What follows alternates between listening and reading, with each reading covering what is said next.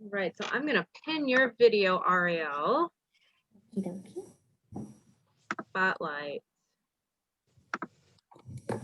All righty, so we are here today with Arielle Tyson, live from Cairo. This is Fanous Magazine, part of the live interview series that I've been doing with dancers of all kinds from all over. Thank you so much for joining us today. And today we are here to spill some tea about what it's really like to dance in Cairo. Arielle, thank you so much for being here today. And I understand you've got a lot to tell us. Yeah. I definitely do have a lot to say. I have some notes here just in case I need any extra guidance because there's just so many avenues and so many things that go on in our daily lives here that most people just have no idea about. And if you're close to me, a lot of my friends are like, what?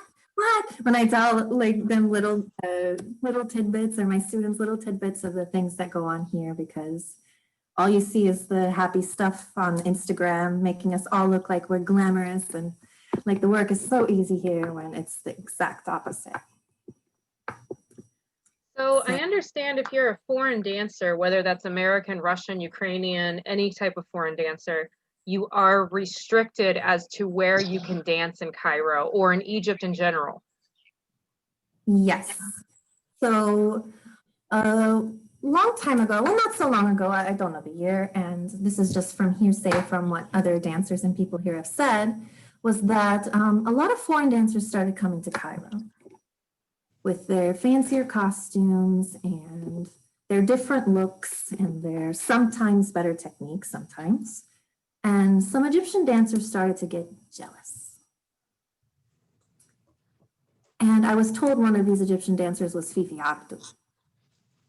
I can't say 100%, I wasn't there. This is just what I've heard. And they started to really regulate what foreign dancers can do.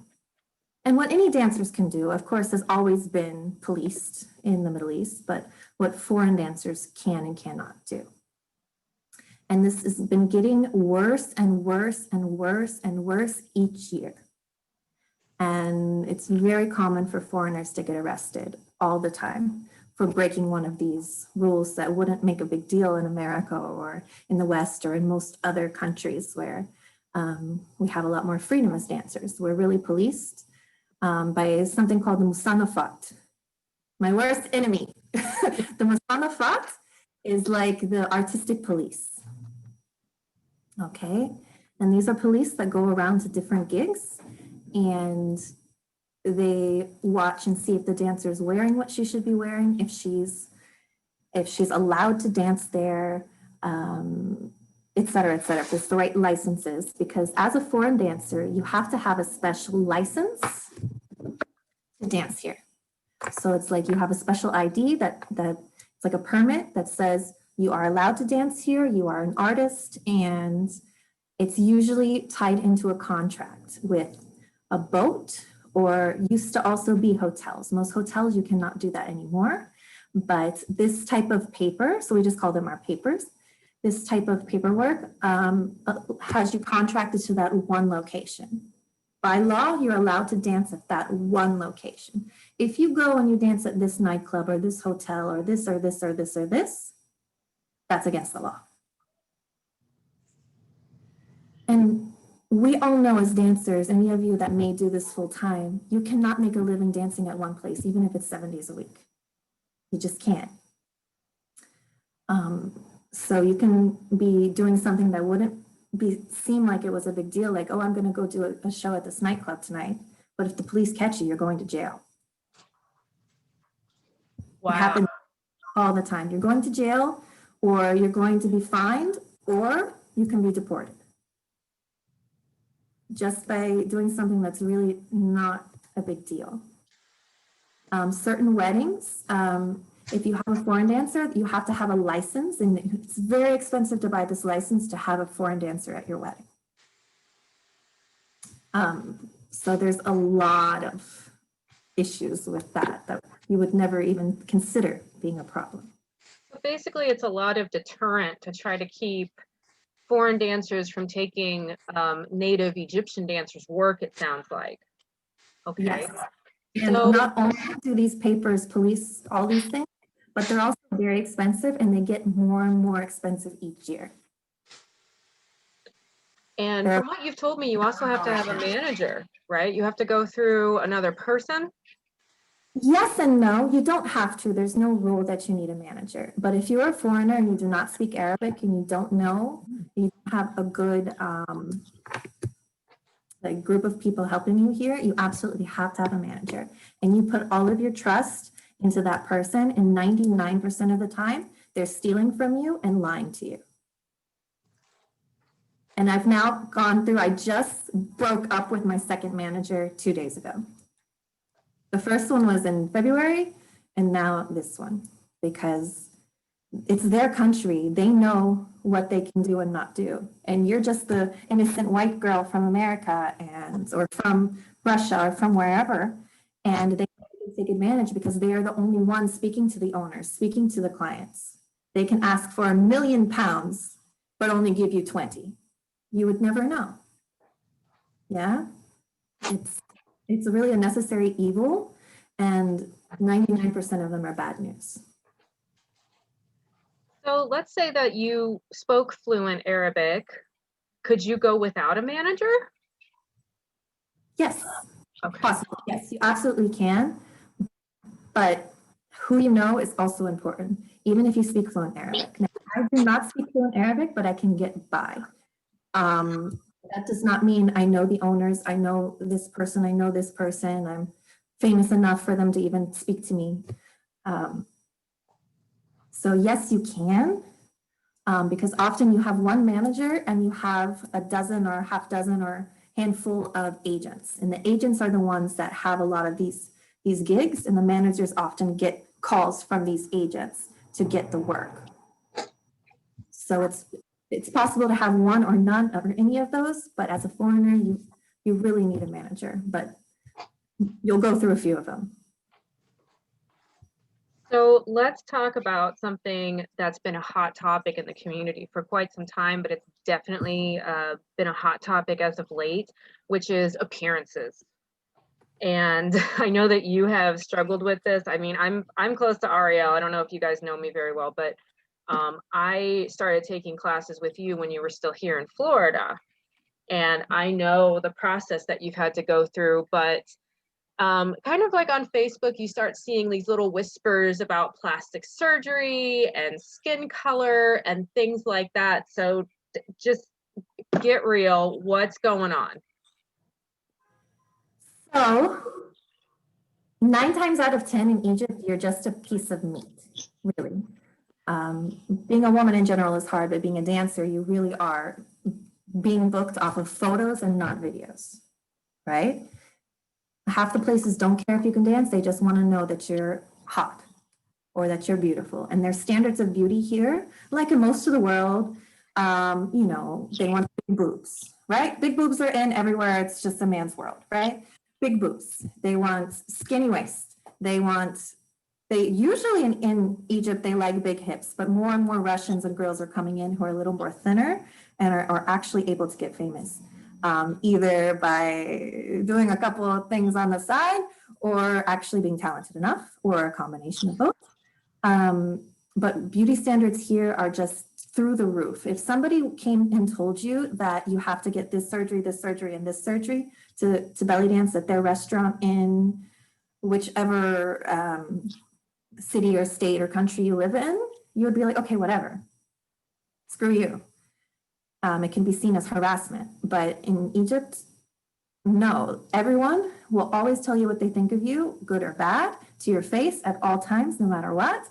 And you just have to take it. And when I first moved here, I was like, okay, I'm good, because Egyptians, they love white skin. They love blue eyes. They love the look of foreigners. They really do. White skin to them is like, Yeah. Right? So I'm like, okay, I got that going for me. But I started getting a lot of rejections for having a big nose. And it came to the point where people just would not hire me because they hire from photos and not from videos. They see me dance, they're like, wow, we love you, blah, blah, blah, but we can't hire you with that nose. So it came to the point where I had to decide, am I going to leave Egypt after I just went through all kinds of stuff in my country to come here? Or am I going to do the surgery to stay? And I chose to do the surgery after fighting it for so long. And that's just one surgery. Most girls here, almost every single girl I know, even girls you would never imagine, have had something done. They've had tummy tucks, they've had their cheeks done, they've had their lips done, they've gone to Lebanon and had everything nipped and tucked and lifted and implanted. I mean, it's to the extreme here. And it's dangerous. I mean, there was the dancer a few years ago who died from her large breast implants. I mean, it sucks that this is the beauty standard, but it's worse at nightclubs and places like that where you really are like a piece of meat. At weddings and more artistic venues, they're a little less picky, but still more picky than anywhere in America. Because as a dancer here in Egypt, you're a dime a dozen. Oh, they don't like you? Okay, there's a million willing to take your place. In America, you're such a niche kind of talent, or in most of the world, you're a niche talent, so you can get away with not having the perfect whatever. But in Egypt, no, it's insane. And before I moved here, if you guys know Luna of Cairo, she lived here for 10 years or so. I don't remember how long, but I was talking to her a lot before I moved here, and she told me something that was so true. She said, if you're going to move to Egypt, you have to be so confident in yourself because they're going to take your biggest insecurities and blow them out of proportion. She's like, you have to have that confidence in yourself to fight that talk, because any insecurity is just going to go, yeah, it's pretty crazy.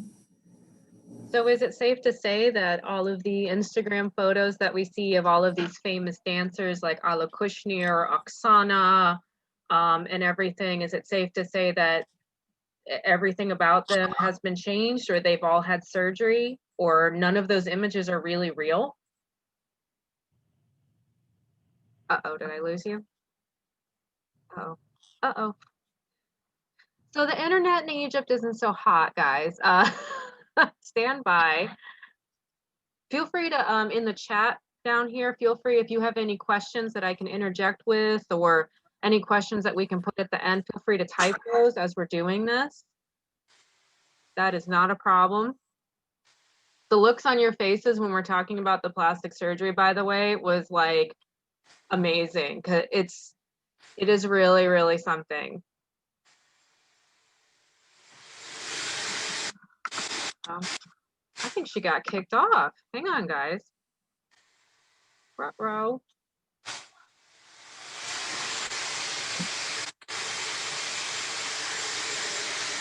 Oh, she just texted me. She literally lost power.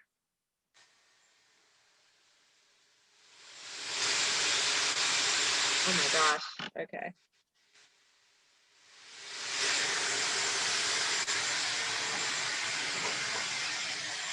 Boy, that's an Egypt moment if I ever heard it. So, if you want to unmute yourselves real quick, if you want to talk or just kind of discuss everything we've been talking about so far while she reboots. She's rebooting as we speak. Man, this is Egypt as it really is. Like, I've been on so many phone calls and people are like, cut out, just drop off. The internet will just cut in and out. So you ask about safety at venues. Yeah, that's a great question. Keep safe at work. Yeah, absolutely. So I don't know about you. I mean, I don't think plastic surgery is necessarily a bad thing, but if you're forced to do it to work, that enters into a whole nother territory, or you feel like you have to do it or you're not going to be able to work. So I mean, I don't know what you guys' experiences are. I know everybody's coming from all over, but you know, the standards of beauty when it comes to entertainers has always been so extreme and so outside the normal. But based on what I've heard from several dancers in Egypt now, it's just really extreme. Because like she said, they're a dime a dozen, absolutely a dime a dozen. And I don't know. I kind of want to get into the costuming I've seen too. I'm going to be asking her about that because it seems like the costuming really exacerbates this need to look a certain way. So I really want to. Come on, Arielle, bring that power back on. I got questions. The costumes, this is Amanda. The costumes are a great topic because it's so controversial right now with half of dancers, you know, living in the real world. Like, this is what you have to wear to get hired. The other half of dancers like, oh, this is degrading. So very interesting topic to talk about. Yes, that's exactly, put a pin in that. I really, yes. And the first interview I did was with Ahmed Hussein, and he went on a whole spiel about how this is just not how it should be, and this is an Egyptian dance. But and as much as I say, like, we should all be able to just choose what we like, and if you want to dress that way, that's one thing. But it seems to be leaning towards, if you do not dress this way in the nightclubs, you're not going to be working, which is a whole, like I said, a whole nother ball of wax going on there. But it seems to be going part and parcel with this, you must look a certain way or have this, you know, basically win the body lottery or pay for that kind of body, or you're not going to be able to wear these costumes, ergo you cannot have this style of work. And then those are the costumes that keep getting made. So I am itching to ask.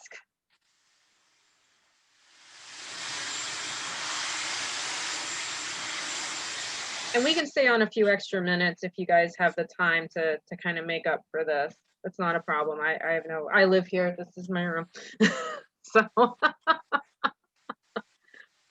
I haven't met everybody in person here as of yet. I'm Oriana. I live in Tampa Bay, Florida. I used to drive up to Orlando almost every weekend to study with Arielle. So I remember seeing Danielle. I remember seeing a few of you guys. So thanks for being here. Hey, Kate. Hi. Hey, girl, hey. Yeah, we've never ever met in person, but I feel I know you now. I know you. Yep, Yeah. girl. Hi, everybody else. Yeah. Oh, goodness. She says she's almost up. Thanks for being patient, everybody. This is my feeble attempt at being funny.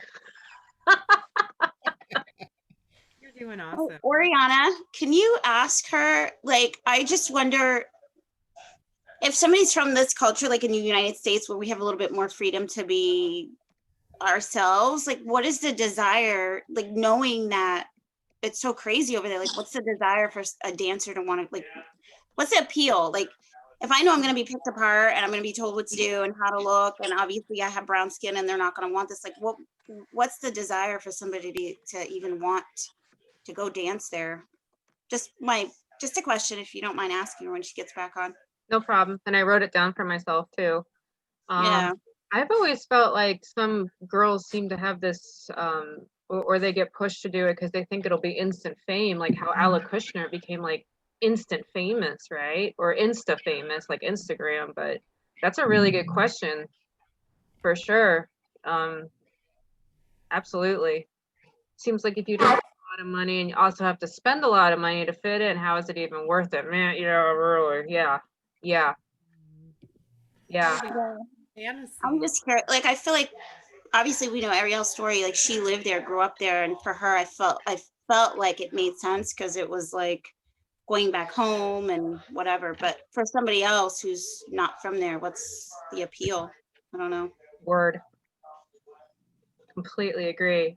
Arielle, you're back. I'm back. I'm so sorry. I'm so sorry. The joys of living in Egypt. There you go. There we go. We were just having, we were discussing without you everything we wanted to talk about. So now that you're back, we are prepared to fire some questions at you. I'm ready. And hopefully the power is ready too. Oh, good. I was telling them, like, that is Egypt to a T because the internet and everything will cut out completely randomly. So, yes. Yeah. So first and foremost, talking about your nightclub experience, and you know, we were talking about the plastic surgery and how you're a piece of meat kind of deal. Amanda wanted to know about your safety at venues. When you go to work in these places, how do you keep yourself safe on the way to, from, and during your gig? Well, most of the places I work, if I'm not with a manager or agent or my husband, I often have an assistant, and that's one of the perks. I mean, the list of cons as being a dancer in Egypt is this big. The pros is about this big. I literally have a list here of all the pros and cons. The list of pros is this big, and the biggest one is having an assistant, very cheap or free. And sometimes they will come get you from the car. They will carry your stuff. They will bring you to the venue, inside the venue. They will wait with you outside your door as you change. They will physically take your hand and lead you to the stage. But safety, honestly, is not that big of an issue. Egypt, at least Cairo, even though it's one of the biggest, most populated cities in the world at 20 million, I very rarely feel unsafe here, because the laws and family values in Egypt are just so vastly different than so many westernized countries that things like rape and murder and violence and crime is so much less here than in a lot of places. So like if I have shows and there's a lot of men, I never do shows for all men, of course, but there's a lot of men. Often the venue itself will provide the bodyguard to stay there and help keep the people away, even if they would never touch you. Maybe they would, maybe they won't. If they're drunk, you never know. There's a man sitting there looking at me like this while I dance. And it's kind of alarming to see someone looking at you like this, but he's there to protect you. Being a woman alone in Cairo is not something I think is very dangerous if you know what you're doing, if you know where you're going, if you know who you're talking to and how you're dressing, and et cetera, et cetera. It's a whole nother conversation, but, and I take Uber to work every day. I hate it, but nobody ever bothers me. They clearly know I'm a dancer with my makeup and with my sparkly cane sticking out of my bag. But I never feel that I'm in danger. No. Well, that's actually good to hear. So that's kind of equivalent to anywhere. Like if, you know, you have common sense, you know what you're doing. Okay. So the biggest topic right now of a lot of people are these costumes we keep seeing on Instagram and videos. And while you were getting your power back on, I was saying it kind of seems like if you don't have a certain body type, you don't do the plastic surgery, the costumes are in line with this idea of how you're supposed to look. They're getting skimpier. They're having, like, there's a lot of fringe and a lot of straps coming out of Cairo right now. And, you know, those new kind of drum solo costumes that are kind of like samba short skirts a little bit. So what's going on with that? Is this strictly a Cairo thing? Is this just to kind of go along with the hypersexualization of it? Yeah, it's definitely the hypersexualization, because sex keeps selling, and this is a really, really complicated sociological issue that isn't just related to belly dance. But think of it like this: the men are very sexually repressed. It's a Muslim country. You can't even live with your girlfriend, fiance, whatever, without getting married here. Okay, prostitution is rampant, but it's still uncommon, and it's sex before marriage is pretty much illegal. Okay, you can get in big trouble. But these men, they can pay money to go to a nightclub to look up a girl's skirt, you know. The sexier she is, the more people want to hire her, because the clients are the ones who have the power. Like the people who, the customers, the people who come and are like, oh my God, we love that dancer. Maybe they don't love the dance, they just love looking at her ass. And I used to think that it was only the foreigners doing that, wearing the skimpy costumes. And I can't tell you how many times I've seen a butt cheek. And personally, that's where I draw the line. But that's my personal preference. If I see a butt cheek, it's too much. But the girls at sleazy cabarets that are Egyptian are also wearing stuff like little booty shorts with their, I mean, It's what the customers want. And Egyptians, the average age of Egyptians, of the population in Cairo is like 25.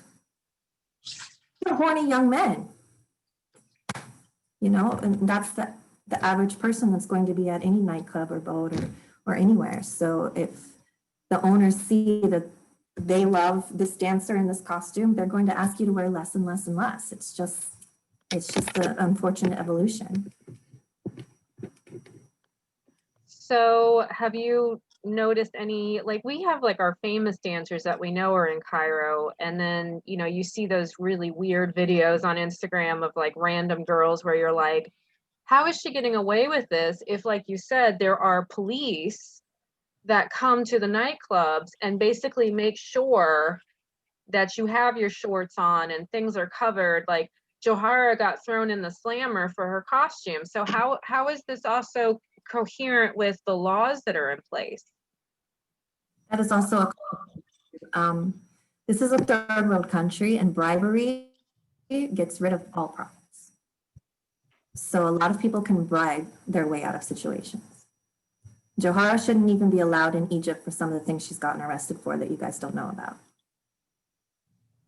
But through bribery, she's been able to.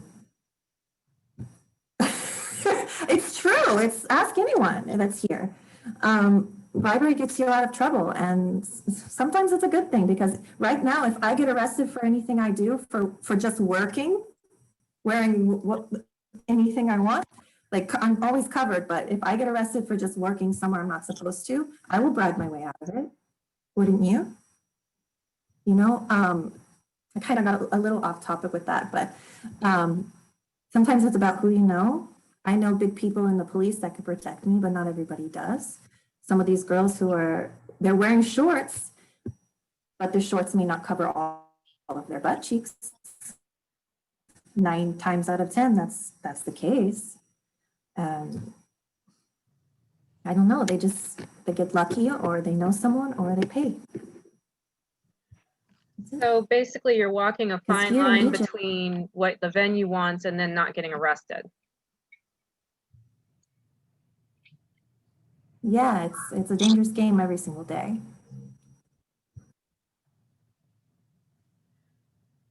And people here, Egyptian girls have gotten arrested for inappropriate TikTok videos. It's not like they're showing anything too private, but Egypt is it's a man's world, and it's a conservative Muslim country. And sometimes you get unlucky and sometimes you're lucky. That's it. So also while you were gone, I was talking to Asada, and everybody kind of concluded, why would you even want to go dance in Cairo at this point? Like, why would a foreign dancer, seriously, knowing that you're going to be pressured into looking a certain way, you might not have the right skin color, you don't have the right body, and you're not an Arab speaker, or you're not from that country, like are there any perks to this? Is there any reason why someone would want to go? Absolutely, and it's fame. Those that know me, I didn't come back to Egypt to be a famous dancer. I came back here to be home. After going through a lot in my personal life, I came back here to be home. And yes, I wanted to dance in the place I'm happiest as a dancer, but most of these things I'm talking about, I knew before I went to Egypt. No, I'm not crazy. I just have my reasons.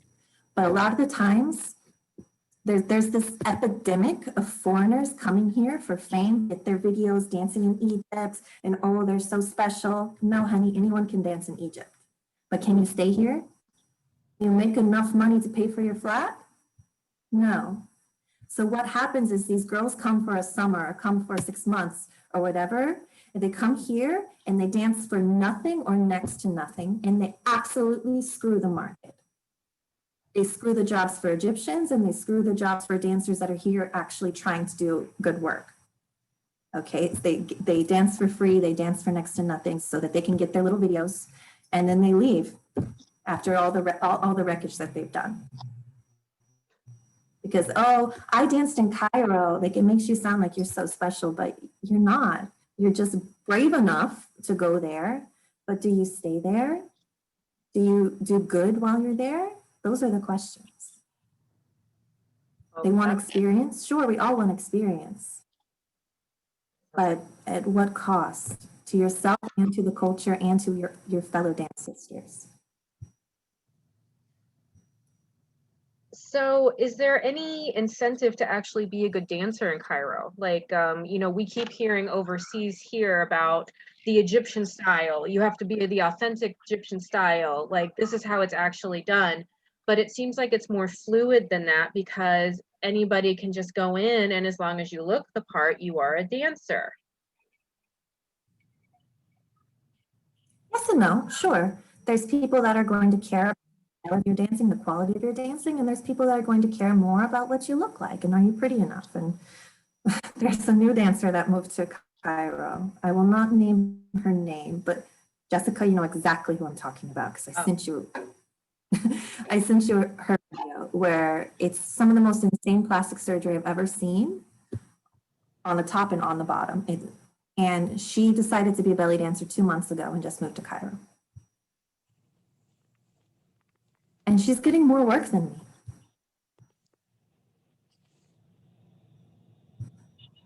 Yeah, and she's getting more work than me. But is she going to have the longevity? No. So some people are going to hire her over me because she's more beautiful and she's beautiful in the face, in my opinion. But will other people just be like, oh my gosh, ew, and they want somebody who has soul? Sure. It's just, it's a gamble. You don't know who's going to be able to pay. Whoever pays is who gets to decide, you know, whoever has the money to pay. So it's luck. It's a balance of skill and beauty. But if you're not beautiful and you don't have X, Y, and Z, you will never make it. And that's the truth, and it hurts and it sucks. Because in America, we really have made this beautiful sisterhood about any body type, anybody this. We love the quality of each other's dancing. We get on the stage, and it doesn't matter if you have the best costume or not the best costume, but we love your dancing, and we see each other's good qualities. We don't ruminate on each other's bad qualities. But here, it's the bad qualities people ruminate on. And it's just, it's an unfortunate part of the industry. What is the average age that people who hire look for? 25. You know, I say I'm 25 when I'm here. It's the first time in my life I've had to lie about my age. 31. Okay. There's that old saying where you don't have anything to dance about until you're 30. But when I first moved here and I was honest with my age and I said I'm 31, they're like, okay, well, that's a good age. I don't know. It just depends on the person. It's tricky. But you see Dina, she's like almost 50 or something, and she looks amazing, but it's all plastic surgery. But she's still dancing and people still love her. But not everybody's Dina. Not everybody's a legend walking around dancing. It's tricky. It's really disheartening for a lot of people to hear the realities. But there are people who are good dancers and are beautiful, and they're the ones that usually are going to make it. And I'm always happy to see that. So let's get into the P word, prostitution. You know, obviously in America, we've tried really, really hard to separate belly dance from things like pole dance and stripping and even burlesque, that it's just different. So, but in Egypt, it often goes hand in hand, and prostitution is, from what I understand, kind of the name of the game. Yeah. There are very famous classic dancers that I'm sure every person on here admires that are prostitutes, but you would never know. They're also great dancers. You wouldn't think they would need to, but to each his own. There are dancers on the low end, local Egyptian girls who may or may not be good dancers, but they sell their bodies for dance. So some of them sell their bodies for sex. It's really an unfortunate reality, and it's not just Egypt, but it's definitely important. They use dance as a front for prostitution, which will pay more. Not everyone does it, sure, absolutely sure. But there's a lot more foreign dancers here that do it than you can ever imagine. And there's no policing of I that? don't know. It's such a, well, yes and no. It's, again, it goes along with who's getting caught and who has the most power and who has the most money. You know, like I said before here, like you can't even stay in a hotel or an apartment with someone of the opposite sex unless you're married. But there's a special thing called urfi marriages, which are legal under Islam. They're legal in the Quran, like they're legal in the religion, and they can be used for good, which is like getting married when you can't afford the real wedding and the real all of this. And there's the prostitution way, which is you get married for a couple hours, you sign the paper, and when you're done, you rip it up.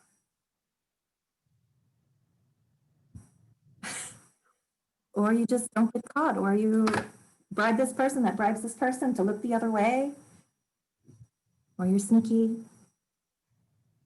It's, people know how to work the system in places like this that are set up this way. It takes a special intelligence to be able to weasel through all these different ways. So I got to give my, tip my hat to that. But they're very resourceful here for good reasons and bad reasons. So what are the glitzy cool things about it? Like I've seen you post some photos about, you know, meeting some famous singers, and, you know, you're kind of working with some pretty well-known master instructors and things. So let's talk about the glitzy side of it. Okay, yeah, there's definitely positives and really cool things. Like most of the singers that we dance to, I can meet anytime like this. Either I know someone that knows them, like my husband is friends with every shabby singer you can imagine. And I could just accidentally meet them, like on the street. Or if you go to a lot of these nice nightclubs, you will end up meeting some of these famous singers. Either they're there as patrons or they're there performing at just your average nightclub, which you wouldn't imagine a famous singer would be performing at, right? In America, you couldn't picture Beyonce performing at your little local nightclub, right? But here, it's so commonplace. You can meet and see performances of all your favorite singers anytime. You know, it's really, really cool to be able to do that. And once you have connections with the right people, you go to private parties, and either that person is singing with while you're performing, that person is singing before or after you, or that person is just hanging out at the party, and you can meet them, which is, it's really cool. What other glitzy, glamorous things? Yeah, you have access to a lot of very famous instructors. I'm very lucky that I've gotten along really well with Raya Hassan, and I go to lunch with her on occasion. I'm in her home on occasion. I train with her on occasion, and other famous instructors that you only see at festivals in America or Europe or wherever, like you have access to anytime here. And that's really, really, really cool and very enriching. It's a huge positive to be able to have that training and that friendship with people that, as a belly dancer, is like they're legends, you know, but they're just average people here as well too. It's really, really rewarding. And some of the weddings and things you dance at here are just so incredibly glamorous and amazing that, I mean, you've seen the videos, all the lights and the big bands and everything. It's really beautiful, and you feel like you're doing something right when you get to have those small moments of glamour and joy and feeling like everything is worth it. I'm trying to think if there's a lot of other glitzy and glamorous things. Well, you work with having access to a lot of. Yeah, okay, we were thinking the same thing. Okay.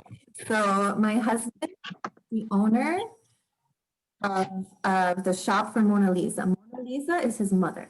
So Mona Lisa is my mother-in-law and has one of the biggest costume companies in Egypt. And if you took my class today, I have a bunch of her costumes in the back because I've started selling some of them at home.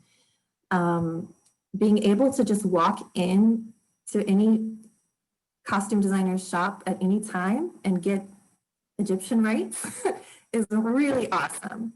I'm friends I've been friends with a long time with Iman Zaki, and you go to her home, you sip tea before you try costumes. You have access to all these famous costume designers, and they can make something custom for you, and it's really cool. I'm lucky that in my personal life, I work hand in hand with costumes, and I have costumes coming out of my ears, it's very, very cool. It's different. You don't really get that so much in other places. What are your favorite things about the culture so far? Because you grew up in Cairo, but you still went back as an American, really. Yeah, I'm always going to be seen as a foreigner, no matter how. If I live here every day until I'm 95, I'm still always going to be a foreigner for them. And I lived here from when I was 10 to 16, and then I've come back to visit. Before I was a dancer, after I was a dancer many times, and now I'm living here as an adult belly dancer. So I've been in Egypt in so many different hats. I've been a child, I've been a student, I've been just like a teenager hanging out, doesn't care about belly dance at all because it's something so commonplace. And I've been a dancer, I've been a competitor, I've been many things. And each time I come back here, I learn something new. Now I'm wearing a new hat as not just a belly dancer, but being a wife of an Egyptian and having an Egyptian family, which is a whole nother hat, believe me. I've learned the most about Egypt because of that. But it's hard to say what I love most about Egypt and what I've learned most because it is a part of my history. I do consider myself partly Egyptian inside, The food is the best. I love the food, and like all of you, I love the music. I love the dance. And even though Cairo is one of the most dirty cities I've ever been to in my life, I still love it. It has this special charm that only Cairo has, that only Egypt has, because the people are so special and so different. They just have this light about them, this humor about them. And I always loved that, even when I was a child. And I would spend my summers in America, and then I would come back to Egypt and do my school and everything. And I always just loved the people and their humor. They're really hilarious. They make the best jokes out of anything here. And just being able to see stuff that we study in the classroom in Egypt every day is very cool. When I look outside and I spend Ramadan here and I hear the guy outside during Ramadan, you break your fast at sunset, but you start your fast at sunrise. So right before sunrise, you eat your last meal. And that's usually at like 3 a.m. And there's a man who comes around beating a drum and calling all the names of all the people that live on that street to wake them up so that they can eat their last meal before fasting.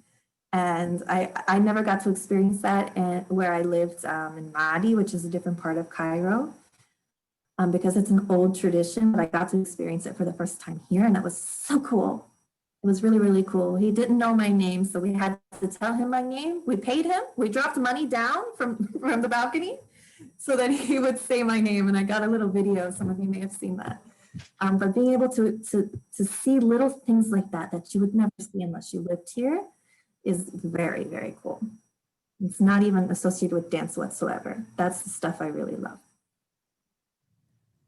So there are a lot of programs that take students to Egypt to learn more about the dance, Journey Through Egypt. Ahmed Hussein takes students, quite a few programs like that.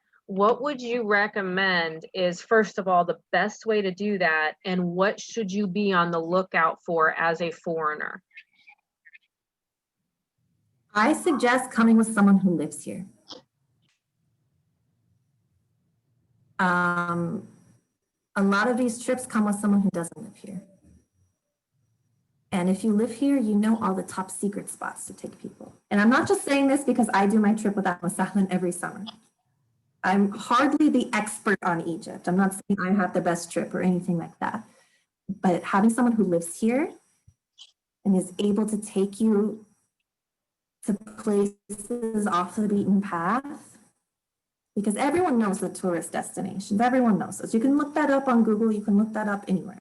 But knowing some cool spots to take people to see something interesting, like I bet you don't know how to find a czar in Egypt, do you? People who here know. And also having someone who lives here who knows how much things actually cost.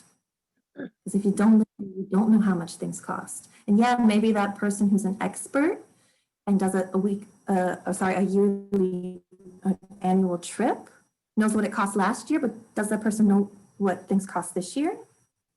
Because money changes, the economy changes. You need someone who speaks Arabic or enough Arabic to get by. Of course, you want to go, if you're a dancer, you want to go with a dancer who will take you not just to the cultural and historical places, but will take you to see things that as a dancer you will love and you will learn from. And often that goes along hand in hand with a festival. Like I'd have my trip, you go to the Ahlan wa Sahlan festival, and then every other day you do some type of cultural or historical trip. These are the ones that I would recommend that would enrich you the most as dancers, so that you can see two sides of the coin. Things to look out for. If it costs thousands of dollars, it's too much money. They're lying to you. Yeah, Egypt, $1 is 16 Egyptian pounds. Everything in Egypt is cheaper. Doesn't mean it's cheap, but the main amount of the money that you will need to travel here is for your plane ticket or hotel. Everything else is super cheap. So if they're charging you like $200 to go to the pyramids, they're lying to you. It's not, it's nothing like that. So just be aware of price gouging, because just like locals, anyone want to take advantage of someone who doesn't know what things cost. Do your research, or ask a friend, or ask somebody who's traveled there to have a good idea. That's my advice. On the note about money, I've heard many rumors, but let's ask you, how much do dancers in Egypt typically get paid? That's the hardest question to answer, because it depends. There's not a going rate. You know how in a lot of cities, and at least I speak from an American perspective because I'm American. So in Orlando or Miami or Tampa, there's a going rate for minimum for restaurants per set, minimum for private events per set. No, there's nothing like that here, because you set your price. Because I asked everyone I could ask before I came here, so that I knew going into it, so I don't undercut. But they say, you're not going to charge what I charge because I've been here this long and I have a name, and you will charge a different price. I can't say because everyone will be different.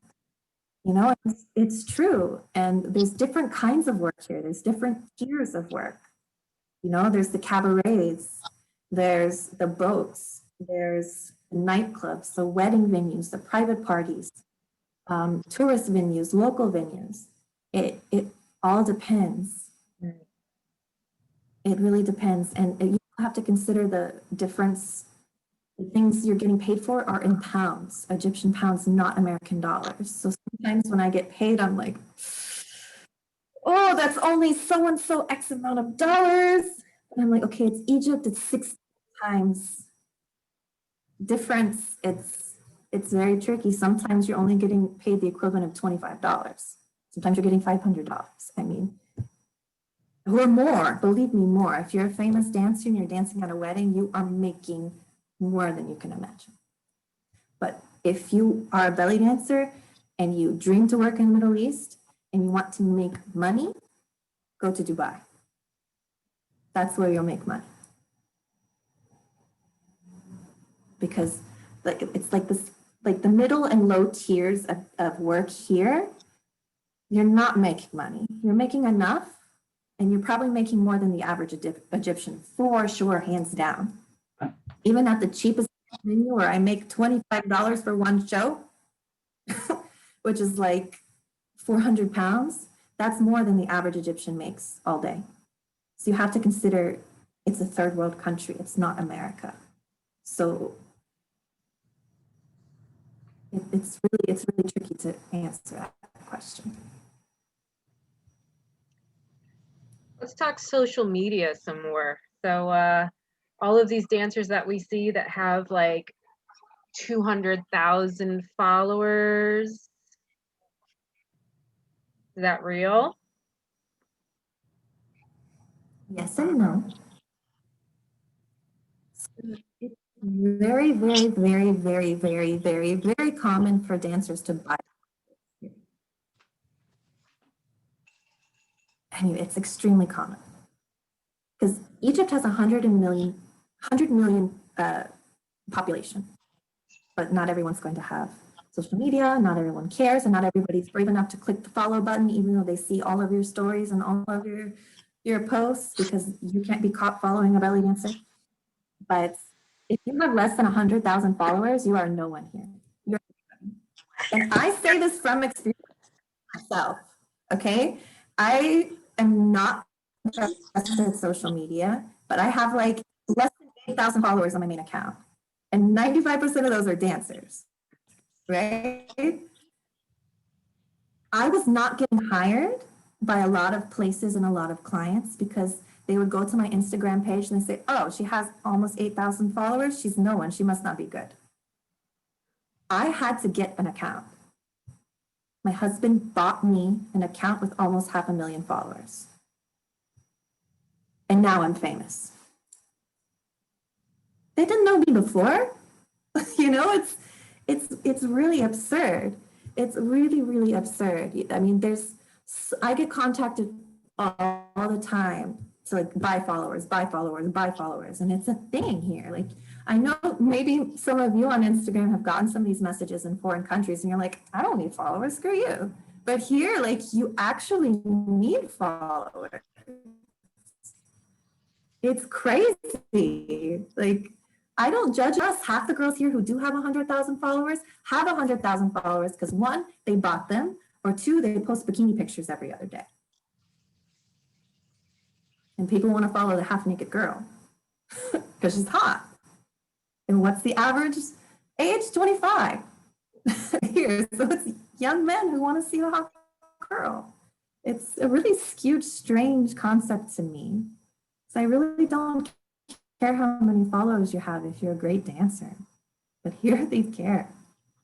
This is a recent thing that I've learned and had to deal with. Like, really? Okay. I mean, it's more of those little challenges you have to get used to, and you either decide to go with the flow or you continue to try to fight the power. What is the most absurd, outrageous, completely ridiculous thing you have experienced in your time in Egypt so far?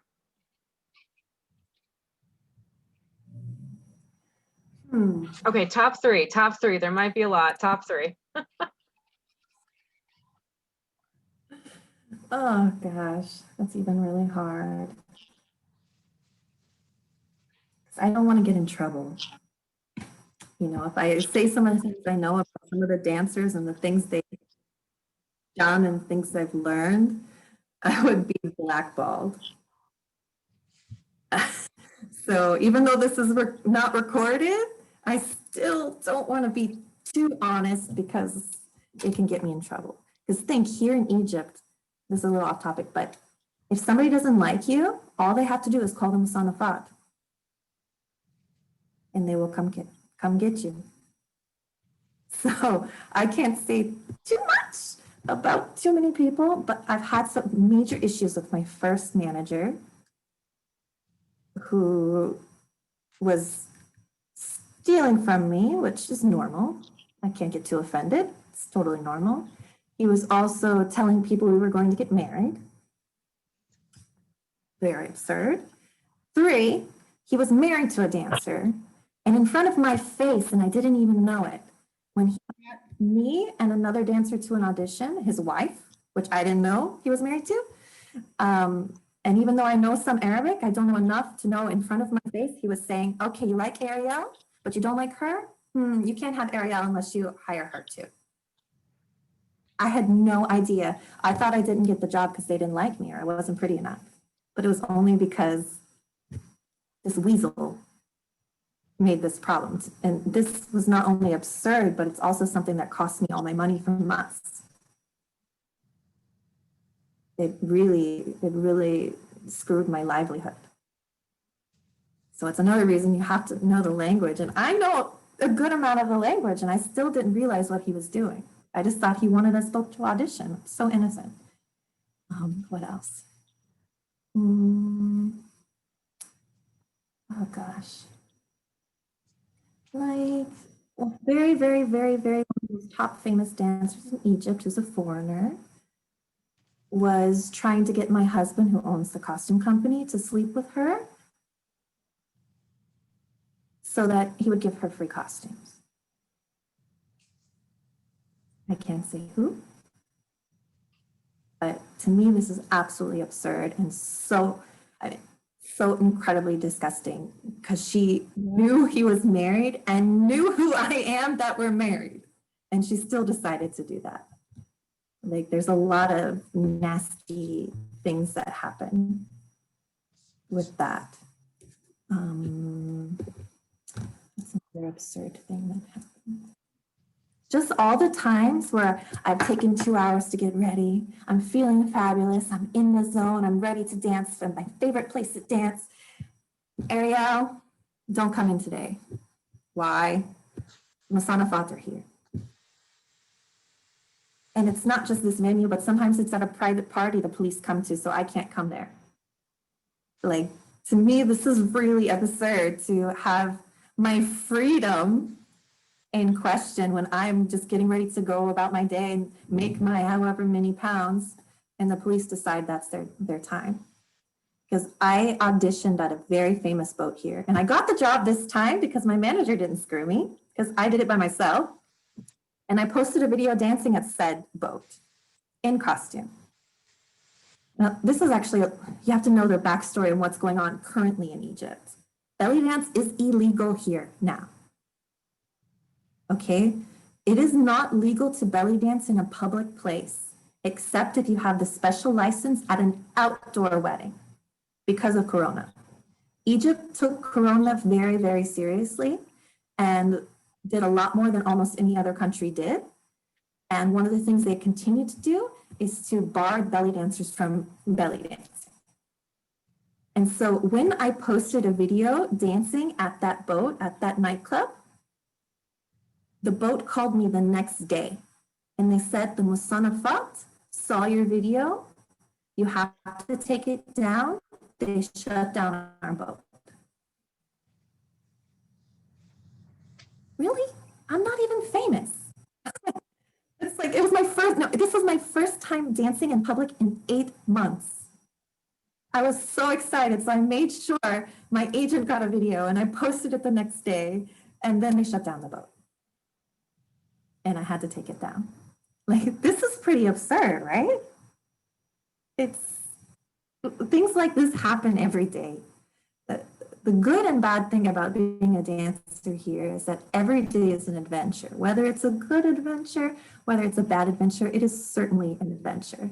And I'm quite confident that at one of these days, I will be taken, like, I will be arrested. It's not me thinking pessimistically, it's just a reality.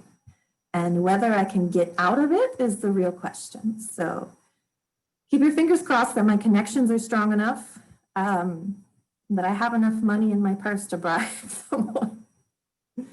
Like, you never know. The adventures here are just never ending. The absurdities never ending. So if the police are seeing things that you guys post on Instagram, and belly dance is illegal right now, I know, I don't know about you guys, but I have seen some videos from some dancers at weddings, at nightclubs, and you guys are dancing in like cocktail dresses right now in order to work, and not belly dance costumes to try to avoid that. But how are they not seeing those videos and posts?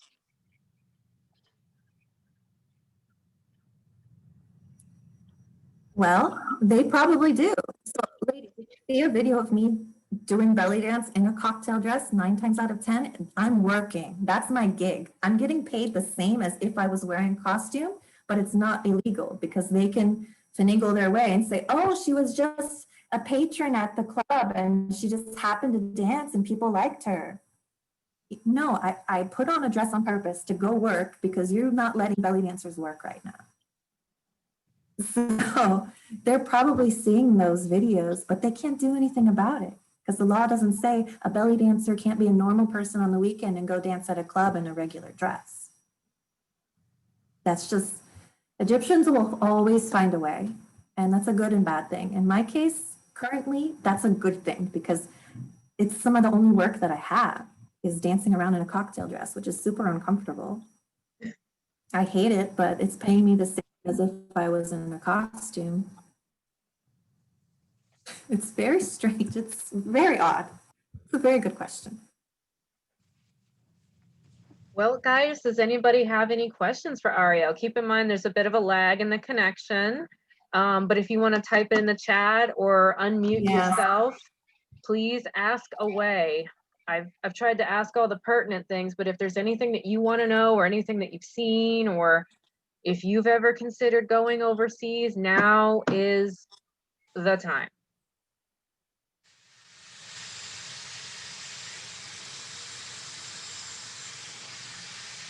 Nothing? Is everyone in shock? Like, is everybody traumatized now? Like, what happened? Are you alive?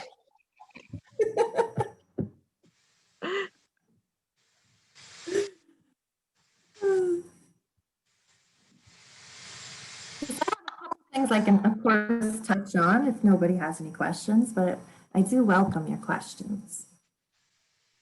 Nope, feel free. Let's go ahead and go ahead and touch on your points. And then if anybody has any questions, put it in the chat and, you know, she and I can both see that.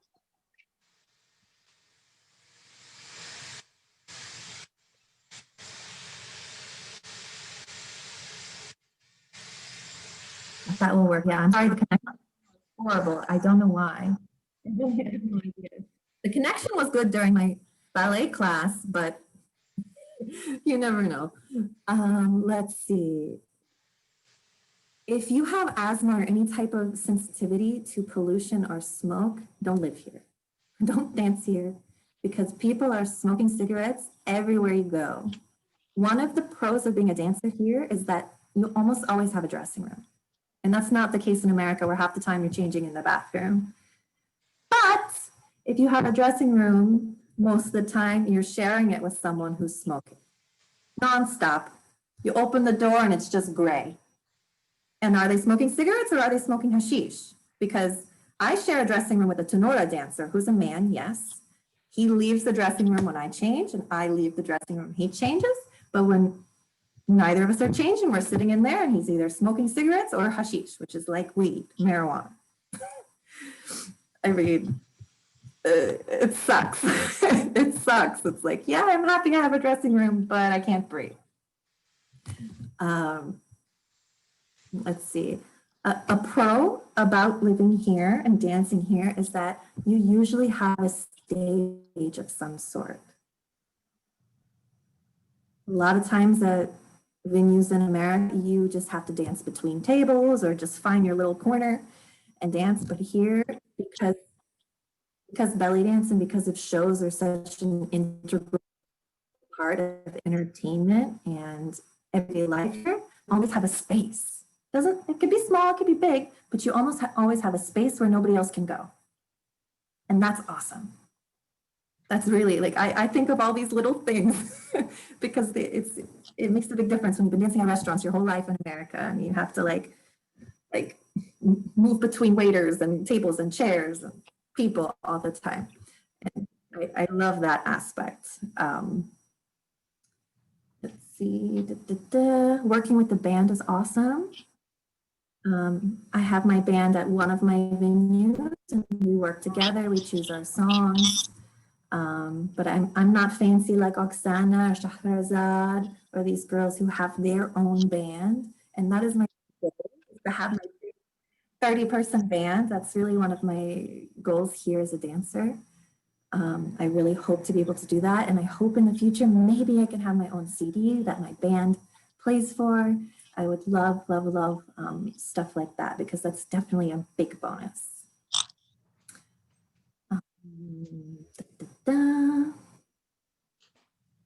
What else? I get a lot of messages from foreign dancers who are like, hey, I got this offer to come dance for 6 months in so-and-so city in Egypt. Should I take it? No, you shouldn't take it. Egypt has enough belly dancers. If somebody is reaching out to you, it's because they want to take advantage of you. It doesn't necessarily mean they want to traffic you for sex or something. They just want you to come here, they make money off you, and then you leave. Never move to a foreign country without living there first or without visiting there first. I've had so many people message me about this. And I'm like, no. First of all, I don't recommend anyone to live here for so many reasons, even though I love it and I choose to live here. And it's not because I feel like threatened by competition. No, there's enough competition here. I just know how hard it is to live here as a dancer, as a woman, as a foreigner, because there's so many things you can't get here and things you can't do here. But if somebody's reaching out to you in whatever state or country you live in and asking you to come dance in Egypt, it's not because you're so amazing that they found you. No, I hate to break it to you. It's because they want you to come here and they want to charge the people X amount for your shows, and then they're going to take 80% of it and not tell you.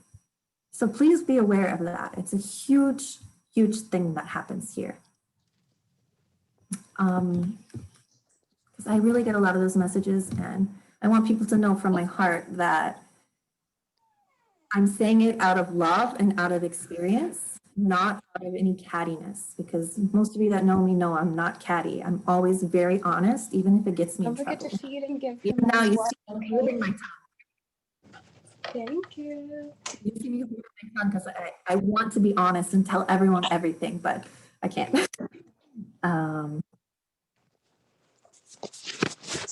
Cute mommy.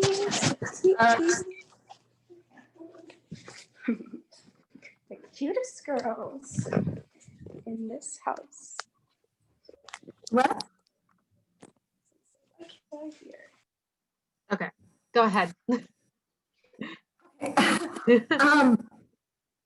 Asada, she asked about the trash and the cats. So I grew up here and I was used to the trash in the streets. I'm used to the trash everywhere. I'm used to people littering, but it's not even thought of as something bad here. It's just when you're done with your cup or when you're done with something, 99% of people throw it out the window or throw it on the street while they're walking, like it's no big deal. In America, you get fined for that, you know? And as an environmentalist, like, I really care. Even my husband and his mother, they all do this. And I'm like, why are you doing that? You're making your country more dirty. Like, oh, we never thought anything was wrong with it.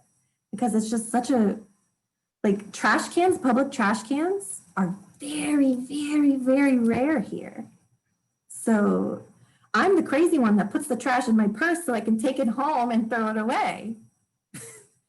But here, when you don't have an option, it's just something that everyone does. It's, as an American, it's very strange. And even when I lived here as a child, I never liked it, but I was always used to seeing trash everywhere on the streets.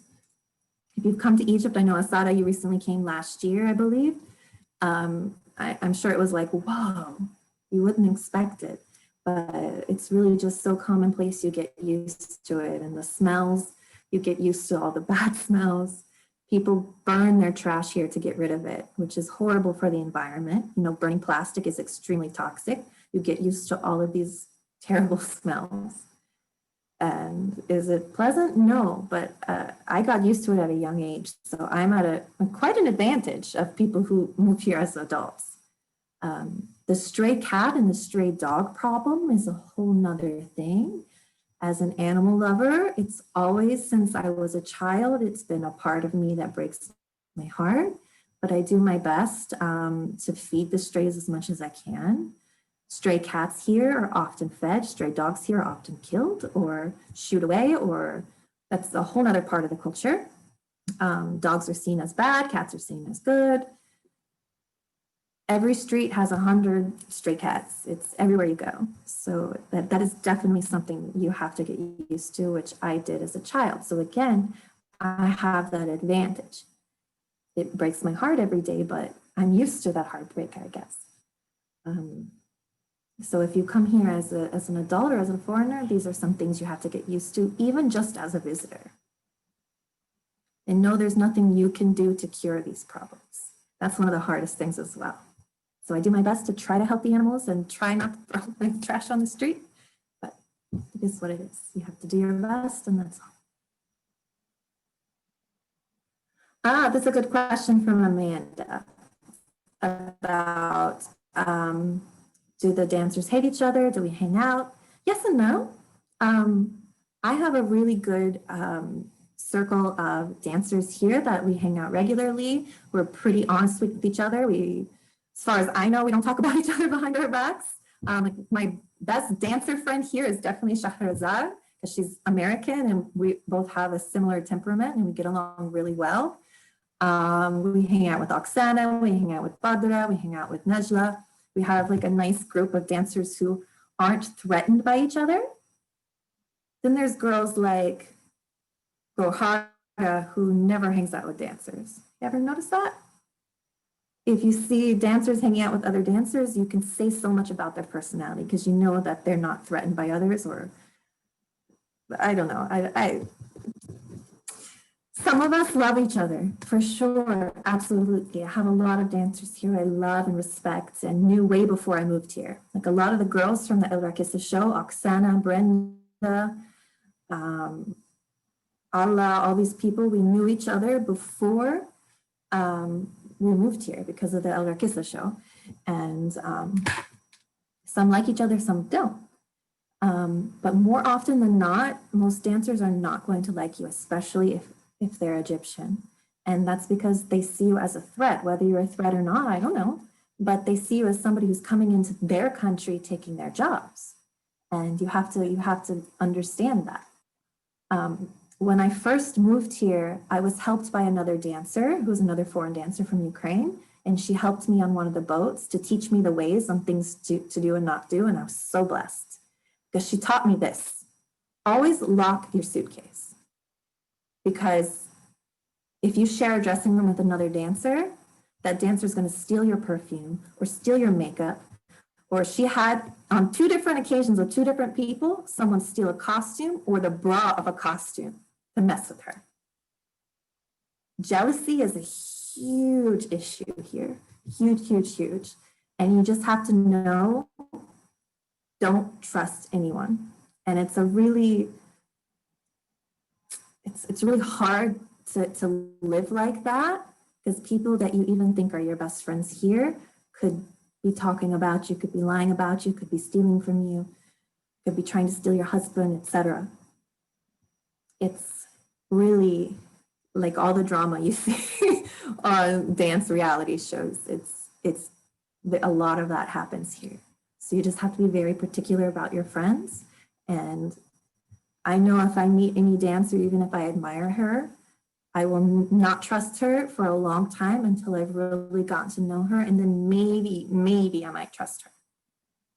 You know, I trust people like Oksana and Shahrazad, who I've known for a long time and who are really good people on the inside. But you just have to be very careful.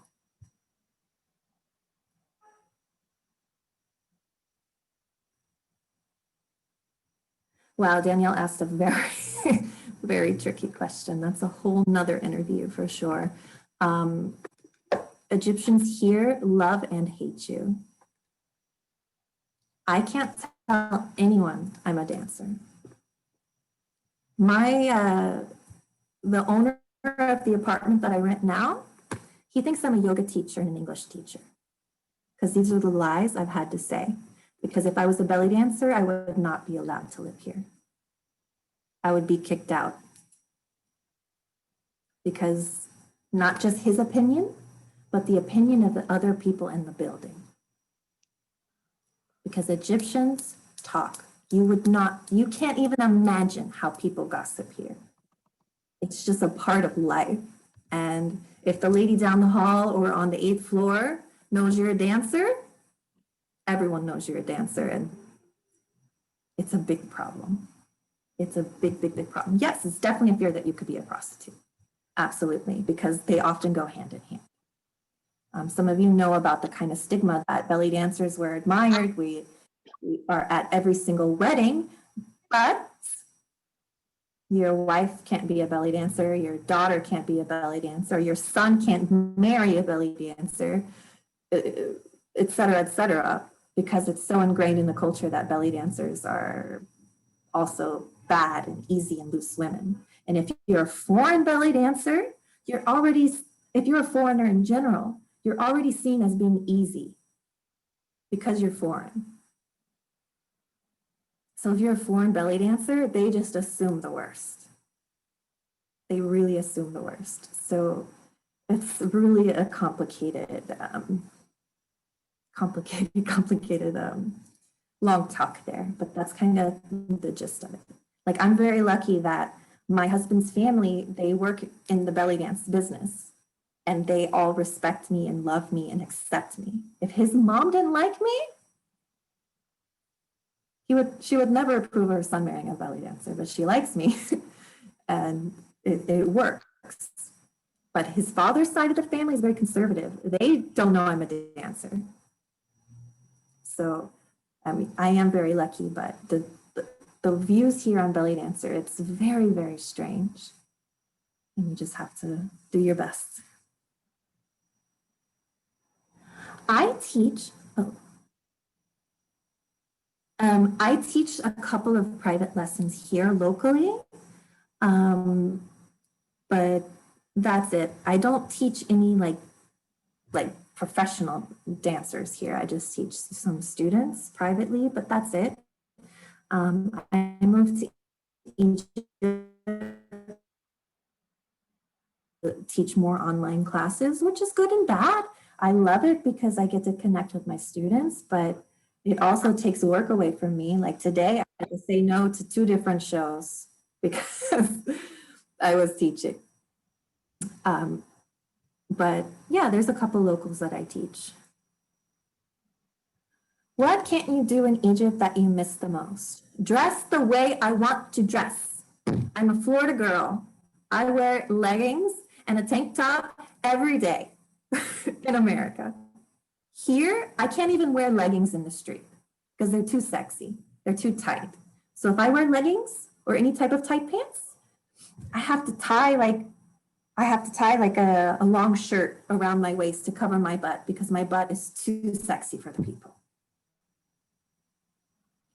Okay. Or a long shirt that covers my butt.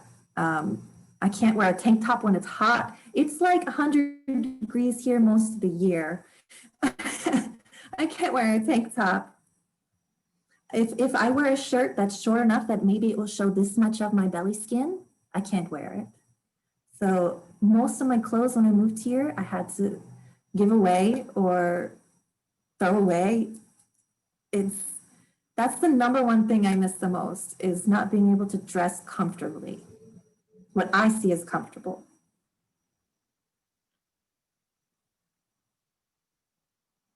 Yes, I did meet my husband before I moved to Egypt.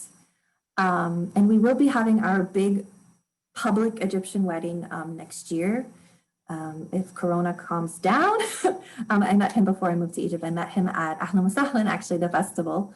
I met him and his mom and his brothers, and a lot of people. And then I went back to America, and then we were dating and blah, blah, blah. So yeah, it's an interesting story there. All right, any more Any questions? other questions, guys? I know. Obviously, we went over a little bit because we had that little technical snafu. So thank you guys for being patient and for hanging in there. All in all, last question, and we're going to end this popsicle stand.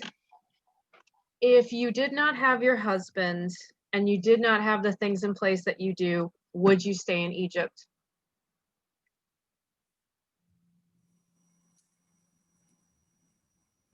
What do you mean have the things I do? Like you have his family, you have the support system that you have. Let's say you moved there and you had nobody there. Would you have stayed as long as you have? Yes and no, because like I said before, I moved here for 2 reasons. To be a dancer, right? It's one reason, but the other reason is to come home. Anyone who knows me in my personal life, or even as my students, or anyone who knows me personally, knows that since I left Egypt, I've been trying to come back. You know, when the El Rakissa show happened and I became famous in Egypt, and other dancers became famous, half of them moved here to Egypt, but I didn't because I got married to my first husband. And that was a choice I made, and I never regretted it. So when I got a divorce from him, I'm like, I'm going to Egypt. Like, I have a choice to live anywhere, to do anything. I'm going to Egypt to be back where my soul is happy. I know that to be a dancer here is hard, but I also know there's work 7 days a week. And how many cities in the West are there shows 7 days a week? It's very rare. Maybe there's 1 or 2 venues in town max that have a belly dancer every day. You know, I made that calculated decision, and that was whether or not me and my new husband would work out or not. Part of my decision to stay here and part of my decision to have my nose job and go through all the things I've gone through, yes, are definitely affected by having him and by having an entire beautiful Egyptian family by my side. I know that if they lock down the country again and my work goes kaput again, that I will not be homeless. I will have a home to go to no matter what. And unfortunately, with this new added addition of being a dancer in Egypt and having to combat Corona, a lot of dancers had to go back to their country, or they got stuck outside of the country for so long because for like 6 months, you couldn't even fly to Egypt. There's girls who are stuck in their country now because they can't afford the plane ticket to come back here. You know, there's a lot of different added difficulties because of the current times. And of course, those difficulties are worldwide. But as far as a dancer goes, most dancers couldn't have afforded to stay here for 8 months with no work. And I consider myself so incredibly blessed to have been able to stay here. Because if it was without the certain things that I had to allow myself to stay here during no work for so long, I would have had to go home and live with my mother at 31. You know, I know a lot of people have struggled in so many ways because it's tough times, but the fact that I had a husband, I had a family here to be by my side through everything, including getting Corona, okay? It really did. It allowed me to stay here and to continue to stay here. It's tricky times.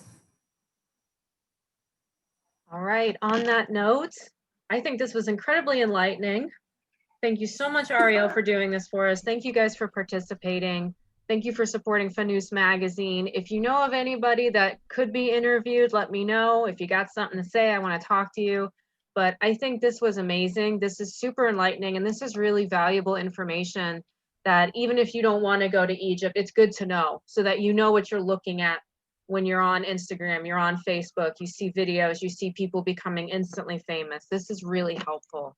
So thank you guys so much. I hope you enjoy the rest of your day, your evening, wherever you are, and come back and see us. Thank you again, Arielle. I cannot thank you enough for taking this time. Thank you both. Thank you all. That was wonderful. Thank you, thank you, thank you for having me. And thank you to everybody that came. Thank you so much. I hope you learned a lot. I know not all of it is pretty, but it's the reality of these times. Just as important to understand what it means to be a belly dancer as a belly dance student, as it is to know about the culture, the music, the moves. It's important to know what belly dance is like in these times.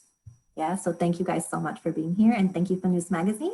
Thank you so much. I support everything you do, and I encourage everyone to keep an eye out on everything that she does. It's really, really awesome stuff in a time where we need all kinds of new information. So thank you to Jessica, and thank you to